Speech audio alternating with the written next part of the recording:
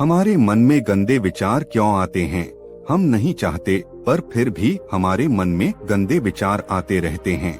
लेकिन क्यों मन ही हमारा सबसे बड़ा दोस्त है और मन ही हमारा सबसे बड़ा शत्रु है? जब हम अपने मन के हिसाब से जलते हैं तो मन हमें भटका देता है, और जब हम मन को संतुलित कर लेते हैं तो हम अपनी जिंदगी में सब कुछ पा लेते हैं। हम हमारे मन में आने वाले गंदे विचारों को रोकने की कोशिश करते हैं, पर जितना हम रोकते हैं उतने ही ये विचार हमारे अंदर प्रवेश करते जाते हैं। आप जिस चीज से जितना दूर भागोगे उतना ही वो चीज आपको अपने पास लाएगी। इसीलिए उस चीज से भागो मत, उस पर संतुलन कायम करो। दोस्तों, आज मैं आपको 2 कहानियाँ सुनाने जा रहा हूँ। अगर आपने इन दोनों कहानियों को अच्छे से सुन लिया और अच्छे से समझ लिया तो आपके मन के सारे गंदे विचार दूर हो जाएंगे और फिर आप एक बेहतर जीवन जी सकोगे। एक बार एक युवक गौतम बुद्ध के पास आया और गौतम से बोला कि हे बुद्ध, मेरे मन में इतने गंदे विचार क्यों आते हैं? मैं नहीं चाहता कि मेरे मन में गंदे विचार आएं, पर मेरे मन में हमेशा काम वासना के विचार चलते रहते हैं और मैं इनके बारे में सोच सोच कर बहुत परेशान हूँ। मेरी ऊर्जा और मेरा समय ये सब सोचने में ही नष्ट हो जाता है और इन सब विचारों की वजह से मैं कभी भी शांत नहीं रह पाता और मैं हमेशा ही स्त्रियों को देखकर मोहित हो जाता हूँ। मैं अपने आप को रोक नहीं पाता हूँ। बुद्ध मुस्कुराए और उन्होंने उस युवक से पूछा, क्या तुम्हें पता है कि काम वासना होती क्या है? फिर लड़के ने उत्तर दिया और कहा, बुद्ध, मैं ये तो नहीं जानता कि काम वासना होती क्या है, पर हाँ, यह जो भी है बहुत बुरी चीज है। फिर बुद्ध ने उस युवक से कहा कि सबसे पहले तो तुम्हें ये समझना है कि प्राकृतिक रूप से जो भी चीजें हमारे अंदर हैं वो बुरी नहीं है। हमारे जीवन में उसकी कुछ ना कुछ जरूरत है। वासना कोई बुरी बात नहीं है। यह तो हमारे मन की एक भावना है जो हमें किसी न किसी चीज की कमी का एहसास करवाती है और फिर हम उस चीज को पाने के लिए उस चीज की तरफ आकर्षित हो जाते हैं। जैसे अगर तुम्हारे पास धन की कमी है तो तुम में धन पाने की वासना उत्पन्न हो जाएगी। तो वासना कुछ और नहीं, बस एक प्रकार की कमी है जो कि एक प्रकार की जरूरत का एहसास है, और जब ये जरूरत शारीरिक हो तो हम इसे काम वासना कह देते हैं। फिर उस युवक ने गौतम बुद्ध को कहा, हे बुद्ध, मुझे काम वासना का मतलब तो समझ में आ गया, पर आप मुझे ये बताइए कि ये आती कहाँ से है और कैसे आती है? गौतम बुद्ध ने कहा कि काम वासना कहीं से आती नहीं है, यह तो हमारे अंदर ही होती है और इसका होना तो जरूरी भी है, तभी तो मानव जाति का विस्तार होगा। युवक ने कहा, जब ये हमारे अंदर ही है और जरूरी भी है तो फिर लोग इसे गलत क्यों बोलते हैं? बुद्ध ने कहा कि यही तो समस्या है। लोगों ने काम वासना को गलत तरीके से सोच लिया है, इसे छिपाने की और दबाने की कोशिश करते हैं।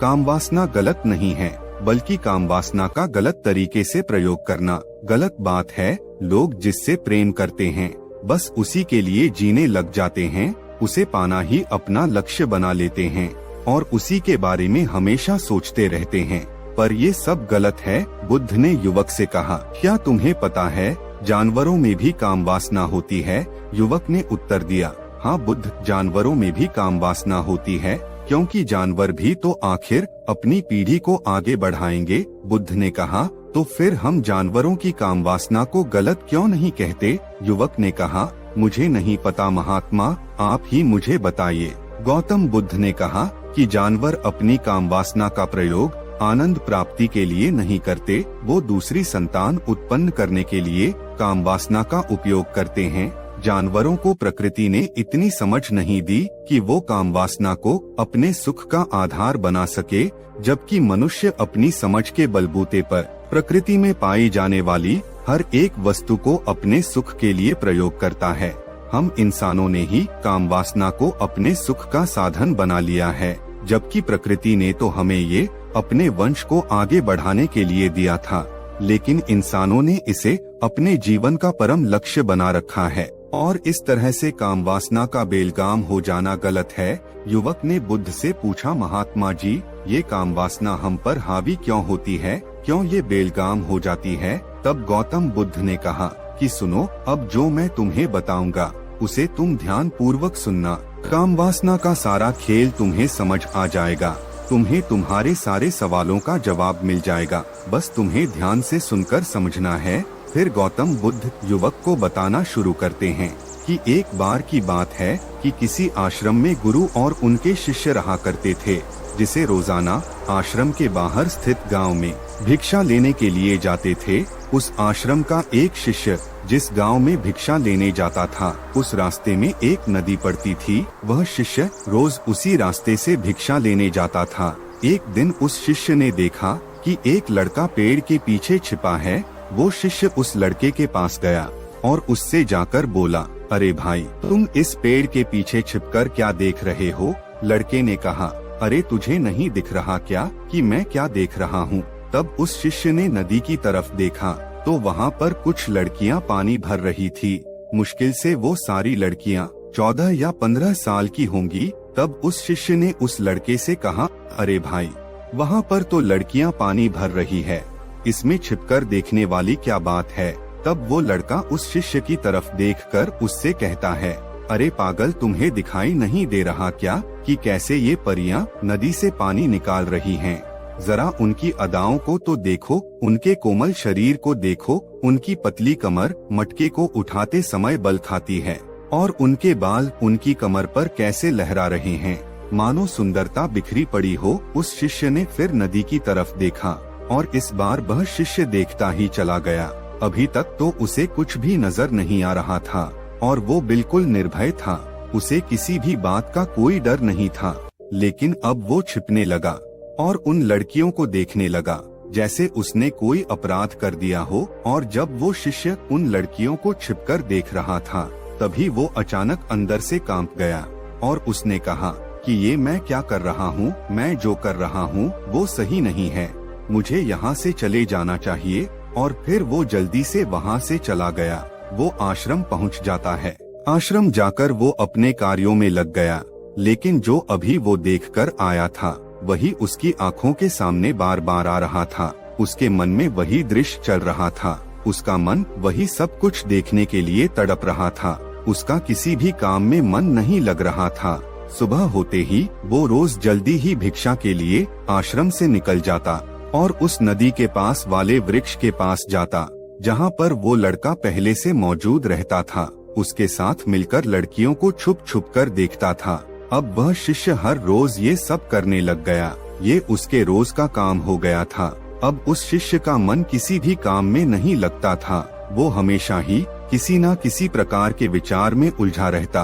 वो आश्रम के कार्यों को भी ठीक ढंग से नहीं कर पा रहा था। ना वो ठीक से सो पाता था, ना वो ठीक से खाना खा पाता था। उसका मन बेचैन सा रहता था। उसका मन बार बार उन लड़कियों के सौंदर्य को देखने के लिए तड़पता रहता था। जब गुरु भिक्षा देते तब भी उस शिष्य का मन कहीं और विचारों में खोया रहता था। गुरु ने अपने शिष्य की हरकतों को भांप लिया था। एक दिन गुरु ने शिष्य को अपने पास बुलाया और कहा कि आज से मैं भी तुम्हारे साथ भिक्षा मांगने चलूंगा। तुम और मैं साथ साथ भिक्षा मांगने चलेंगे। तभी शिष्य गुरु को मना करते हुए बोला, नहीं गुरुदेव, आप परेशान क्यों हो रहे हो? मैं अकेले ही ठीक से भिक्षा मांग सकता हूँ। गुरु ने शिष्य से कहा कि ठीक है, तुम अकेले ही भिक्षा मांगने जाओ। वह शिष्य तुरंत ही वहाँ से भिक्षा मांगने के लिए निकल गया। शिष्य के जाने के बाद गुरु भी आश्रम से निकल गए और शिष्य का पीछा करने लगे कि वो कहाँ जाता है और किससे मिलता है। ये सब देखने के लिए उसके पीछे पीछे चलने लगे। थोड़ी दूर जाने के बाद गुरु ने देखा कि उनका शिष्य एक लड़के के साथ एक पेड़ के पीछे अपराधी की तरह छिपा हुआ है और छिपकर कुछ देख रहा था। गुरु भी अपने शिष्य के पीछे जाकर खड़े हो गए कि आखिर उनका शिष्य ये सब क्या देख रहा है, जिसे देखने के लिए वो पेड़ के पीछे अपराधियों की तरह छिपा पड़ा है। गुरु ने देखा कि उनका शिष्य पेड़ के पीछे छुपकर लड़कियों को देख रहा था, जो कि नदी से पानी भर रही थी। तभी गुरु ने शिष्य को कहा, शिष्य, क्या तुम लड़कियों से भी भिक्षा लोगे? अपने गुरु की आवाज सुनकर वो शिष्य घबरा गया और उसके पसीने छूटने लगे। वह थर थर कांपने लगा, जैसे किसी चोर को चोरी करते समय रंगे हाथों पकड़ लिया हो। उस शिष्य की हालत खराब हो गई। वो कुछ भी नहीं बोल पा रहा था। दूसरा लड़का जो उस शिष्य के साथ था वो वहाँ से भाग गया। शिष्य घबराया हुआ था, उसके मुंह से कुछ टूटे फूटे शब्द ही बाहर निकल रहे थे। वो शिष्य अपने गुरु से नजरें भी नहीं मिला पा रहा था। गुरु ने शिष्य की तरफ देखा और कहा कि मेरा शिष्य तो निडर था, उसे तो किसी भी चीज का डर नहीं था, लेकिन ये क्या, तुम तो डर के मारे कांप रहे हो। शिष्य ने गुरु से कहा कि मुझे माफ कर दो गुरुदेव, मेरा इसमें कोई दोष नहीं है। उस लड़के ने मुझे बहका दिया था, लेकिन आपसे मैं वादा करता हूँ कि आज के बाद मैं ऐसा कभी दोबारा नहीं करूँगा। मुझे माफ कर दो गुरुदेव। गुरु ने शिष्य से कहा कि कोई बात नहीं, पर इस बात का तुम ध्यान रखना कि हम जैसी संगति करते हैं वैसा ही फल हमें प्राप्त होता है।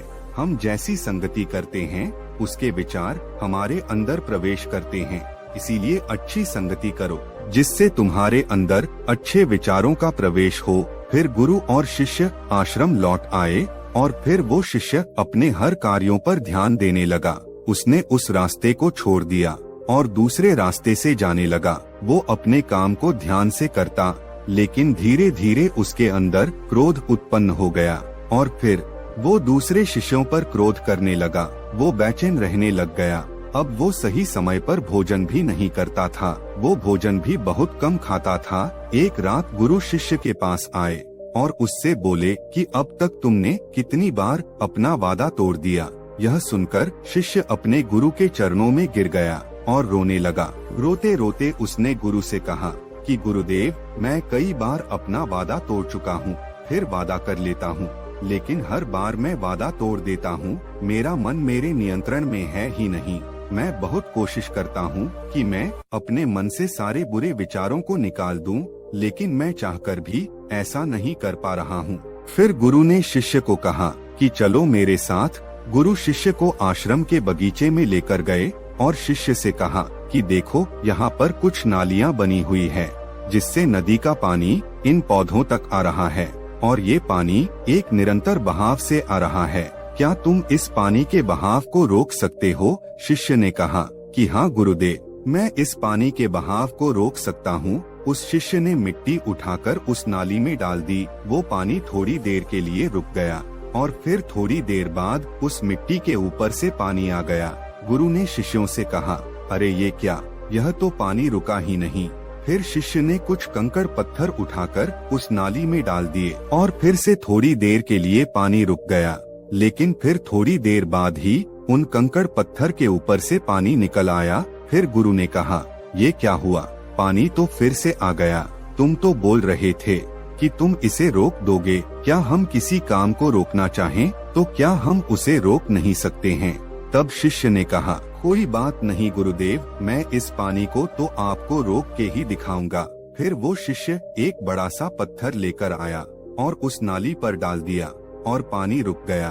फिर शिष्य ने गुरु से कहा कि देखा गुरुदेव, मैंने कहा था ना कि मैं पानी को रोक दूंगा। मैंने पानी को रोक दिखाया, आपकी बात मैंने पूरी कर दी। गुरु मुस्कुराए और बोले, अच्छा जरा ध्यान से देखो, पानी रुक गया क्या? वो तो पीछे की नाली तोड़कर बाहर आ गया और अगल बगल से बह रहा है। और ध्यान से देखो, पत्थर के आगे भी पानी आ गया है और ये पानी अपना रास्ता बदलकर फिर से आगे की तरफ बह जाएगा। और फिर थोड़ी देर बाद ऐसा ही हुआ। फिर गुरु ने शिष्य को समझाया कि तुम्हारे साथ भी तो ऐसा ही चल रहा है।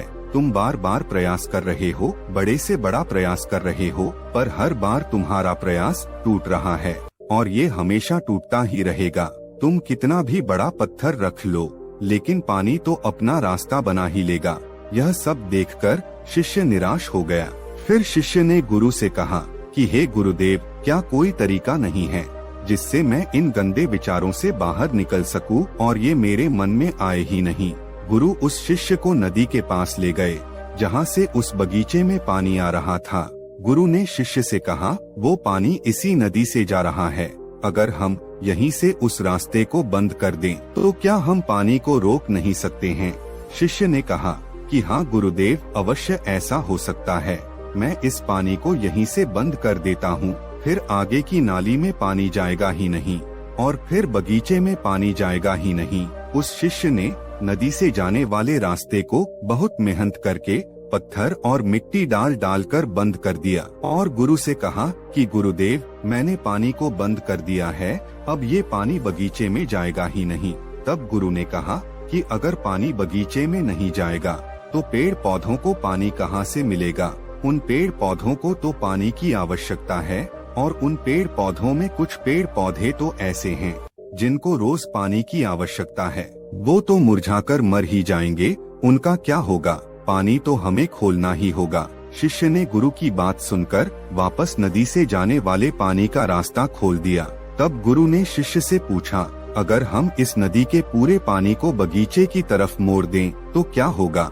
तब शिष्य ने जवाब दिया कि गुरुदेव, वहाँ पर जितने भी पेड़ पौधे हैं वो गलकर नष्ट हो जाएंगे, वहाँ पर कुछ नहीं बचेगा।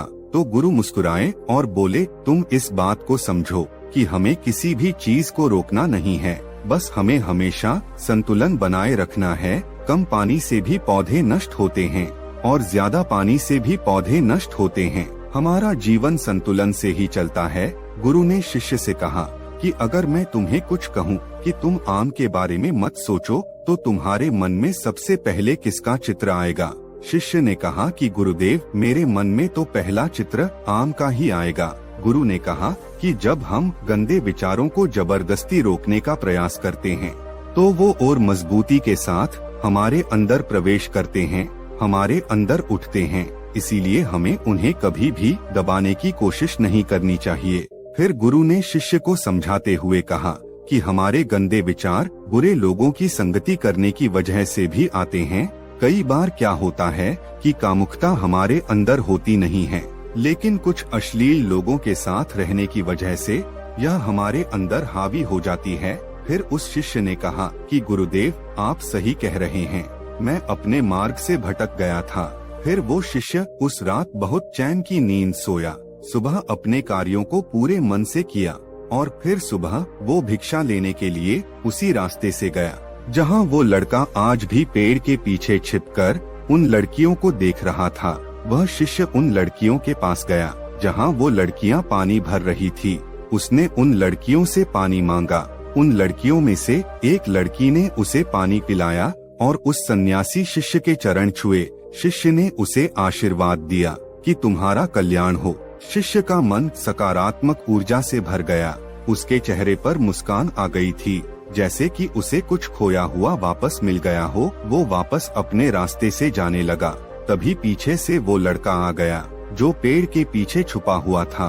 वो शिष्य के पास आया और बोला कि क्या बात है, आज तो तुमने नजदीक से दर्शन कर लिए, तुम तो मुझसे भी आगे निकले। तब शिष्य ने कहा कि हम हमेशा दूसरे के दर्शन करने में ही व्यस्त रहते हैं, अपने दर्शन कर ही नहीं पाते। तुम कब तक इस पेड़ के पीछे छुपते रहोगे? किसी को पसंद कर लो और उसे बोल दो। अगर वो भी तुम्हें पसंद करती है तो शादी कर लो, पर उससे पहले तुम कुछ बन जाओ। अपने आप को पहचान लो, ऐसे अपना समय बर्बाद मत करो। फिर वो लड़का रोज उससे मिलने लगा और उस लड़के ने नदी पर जाना छोड़ दिया और फिर वो लड़का अपने जीवन में कुछ बनने के लिए संघर्ष करने लगा। तो तुमने देखा संगति का असर क्या होता है। अपनी संगति बदलो, अपने विचार बदलो। बुद्ध ने युवक से पूछा कि क्या तुम्हें तुम्हारे सारे सवालों का जवाब मिल गया? तब युवक ने कहा कि हाँ महात्मा जी, आपका बहुत बहुत धन्यवाद। तब गौतम बुद्ध ने युवक से कहा कि जब तुम्हारे मन में गंदे विचार आए तब आप अपने आप को दोषी मत मानो। ये शरीर है और ये सब इसने हजारों वर्षों से सीखा है। केवल तुम्हारे सोच लेने से, सबक लेने से ये टूटने वाला है नहीं, लेकिन तुम्हारे पास वो शक्ति है, वो ऊर्जा है जिसका तुम्हें संतुलन उपयोग करना है। तुम एक जीवित ऊर्जा हो जो कुछ भी अनुभव करने के लिए स्वतंत्र है, जो निर्माण करने के लिए स्वतंत्र है। इसीलिए तुम अपने आप को पहचानो। यह बोलकर गौतम बुद्ध मौन हो गए और वो युवक वहाँ से चला गया। दोस्तों, अब इस वीडियो से आपने क्या सीखा हमें कमेंट कर जरूर बताएं, क्योंकि आपके कमेंट से हमें बहुत कुछ सीखने को मिलता है। इस वीडियो को पूरा देखने के लिए आपका धन्यवाद।